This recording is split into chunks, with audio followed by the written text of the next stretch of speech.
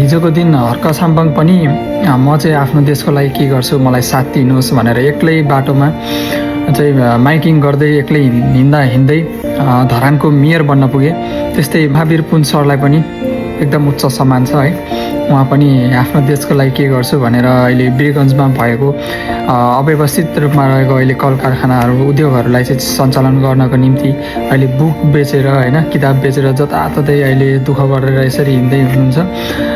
त्योभन्दा पनि एकदम रोचक होइन रोचक विषय चाहिँ के छ भने बुक बेच्दै गरेको क्रममा चाहिँ बाटोमा भेटेर एउटी आमाले चाहिँ लगभग 70-80 हजारको सुन चाहिँ उहाँलाई हस्तान्तरण गरेको छ क्या। सायद उहाँले पनि त्यो न्युज हेर्नु भएको थियो होला होइन। अब वीरगन्जमा चाहिँ अब उद्योग कल कारखाना सञ्चालन गर्नको लागि यसरी बेचेर हिँडेको मेन उद्देश्य चाहिँ यो भने सायद उहाँले नि समाचार सुन्नुभएको थियो होला। र यो अहिले सामाजिक सञ्जालमा एकदमै भाइरल भइरहेको छ होइन। र उहाँ आमाप्रति चाहिँ एकदमै उच्च सम्मान छ होइन। किनभने उहाँ आमाले चाहिँ अहिलेको समयमा पनि यति ठुलो मन भएको मान्छेहरू पनि जीवितै छन् है भन्ने एउटा उदाहरण पनि दिनुभएको छ।